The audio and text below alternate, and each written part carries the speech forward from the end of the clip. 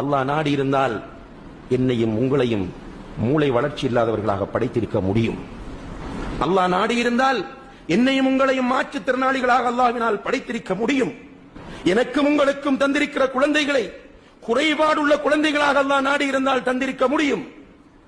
நிறைவான குழந்தைகளாக ஆரோக்கியமானவர்களாக நம்மை அல்லாஹு தஆலா ஆக்கி இன்று வீதிகளிலே உறங்கிக் கொண்டிருக்கிற, வீதிகளிலே பிச்சை எடுத்து திரிகிற, மர நிழல்களிலே வாழ்ந்து கொண்டிருக்கிற, ஒரு வேளைக்கு சாப்பிட முடியாது, சாப்பிடுவதற்கு வசதி இல்லாமல் ஏங்கிக் கொண்டிருக்கிற மக்களை பார்க்கிற நாம், நமக்கு அல்லாஹ் தந்திருக்கிற இந்த நியமத்துகளை நினைத்து பார்ப்போமாக இருந்தால் நிச்சயமாக அந்த ரப்பை நேசிக்காமல் நம்மால் இருக்கவே முடியாது. சகோதர சகோதரிகளே, நம்முடைய உள்ளம் நம்மை அறியாமலேயே அல்ஹம்துலில்லாஹ் என்று சொல்லும்.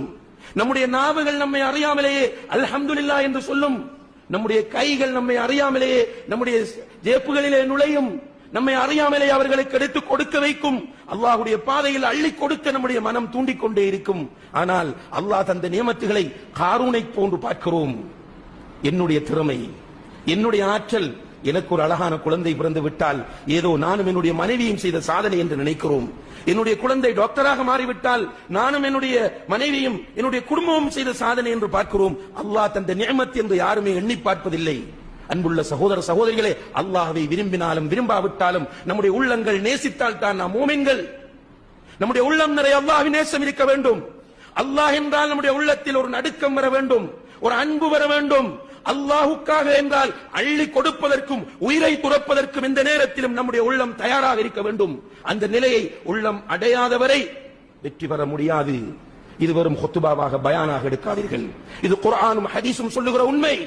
இந்த உண்மையின் யதார்த்தத்தை மௌத்தாகும் போது புரிந்து கொள்வோம், கபரிலே புரிந்து கொள்வோம், மஹ்ஷரிலே புரிவோம், அல்லாஹ் நம்மோடு பேசுகிற போது புரிவோம், சிராத் என்ற பாலத்தை கடக்க முனைகிற போது புரிவோம், அந்த கொழுந்து விட்டெறிகிற நரகத்தை கண்களால் பார்க்கிற போது, அது இறைந்து கொண்டு கொதித்துக் கொண்டிருப்பதை காதுகளால் கேட்கிற போது புரிவோம். பிரயோசனம் இல்லை.